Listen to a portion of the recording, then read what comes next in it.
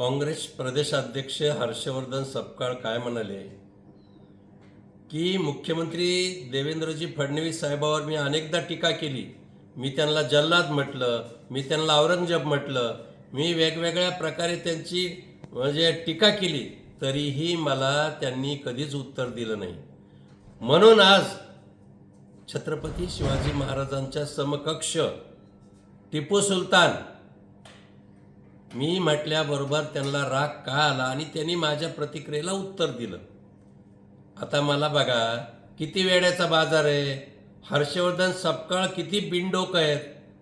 मला त्यांना सांगायचं आहे की तुम्ही या राज्यामध्ये आमचे नेते देवाभाऊ यांच्यावर वैयक्तिक टीका कुणीही केली तरी त्या टीकेला ते कधीच उत्तर देत नाही. तुम्ही कोण कुठले, देवाभाऊ कुठं, तुम्ही कुठं, हा फरक तरी बघा. आणि म्हणून तुम्ही जेव्हा आमचं दैवत छत्रपती शिवाजी महाराजांचा अपमान केला आणि केवळ मताचं लागून चालन करण्यासाठी नेहमीप्रमाणे काँग्रेस संस्कृती जोपासली आणि टिपू सुलतानचं तुम्ही महाराजासोबत या ठिकाणी समकक्ष धरता, लाज वाटायला पाहिजे.